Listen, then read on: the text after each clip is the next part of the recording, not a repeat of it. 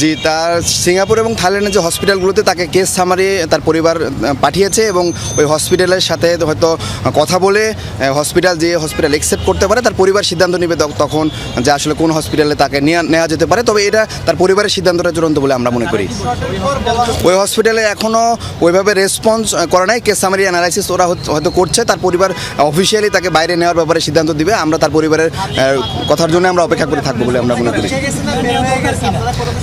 জি, হাদি ভাইয়ের বুলেটটা right side দিয়ে ঢুকে গিয়ে বাম সাইড দিয়ে বের হয়ে গেছে, টেম্পোরাল রিজন দিয়ে। বুলেটের ফ্রেগমেন্ট আমরা একটা কাভার শেল সেটা পেয়েছি অপারেশনের সময়, এবং একটা অংশ তার ব্রেন স্টেমের মধ্যে রয়ে গিয়েছে, এবং সেটা খুব বেশি বুলেট ফ্রেগমেন্ট হয়ে একটা অংশ বাইরে গিয়েছে এবং একটা অংশ ব্রেন স্টেমে রয়ে গেছে, এবং একটা শেল বুলেটের কাভার আমরা অপারেশনের সময় বের করতে পেরেছি।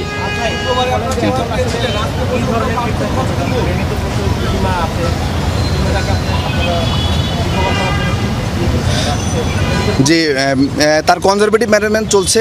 তার ব্রেনে যে ইডেমা আছে, চাপ আছে, সেগুলোর জন্য মেডিকেল যে ম্যানেজমেন্ট পসিবল, এটা যে কোনো বিশ্বের সাথে ওয়ার্ল্ড ক্লাস স্ট্যান্ডার্ড তার চিকিৎসাটাই চলছে। তো সেটা কনজারভেটিভ ম্যানেজমেন্টে চলছে এবং ফার্দার কোনো সার্জারি লাগবে না বলে আমরা মনে করি। তারপরে যদি বোর্ড মনে করে যে না নেক্সট কোনো প্রসিডিউরে যেতে হবে, তাহলে সেই বোর্ডের সিদ্ধান্ত অনুসারে সেই প্রসিডিউরে যা পসিবল হবে। জিসিএস তার এখনও 3, E1 VT M1 আমরা মেডিকেলের ভাষায় বলি। তো জিসিএস যেরকম অপারেশনের আগে ছিল, অপারেশনের সময় যেরকম ছিল, ঠিক এখনও ওই পর্যায়ে আছে।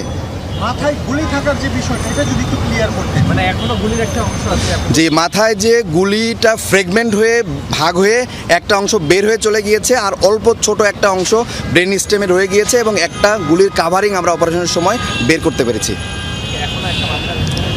জি জি, স্প্লিন একটা গুলি, সেটা তো ভিতরে ঢোকার পরে ফ্রেগমেন্ট হয়ে যায়, ফ্রেগমেন্টের একটা ছোট অংশ সেটা ব্রেন স্টেমে রয়ে গিয়েছে। অপারেশন করা সম্ভব কিনা? আসলে আমরা রিস্ক বেনিফিট চিন্তা করি। যে জায়গায় গুলিটা আটকায় আছে সেটা খুবই ডিপ সিটেড, এবং ওইখানে একদম ব্রেনের যে রক্তনালীগুলো আছে, ঠিক রক্তনালীর সামনে অনেকগুলো রক্তনালী সেখানে একসাথে সার্কেল অফ উইলিস বলি আমরা, সেখানে আটকায় আছে।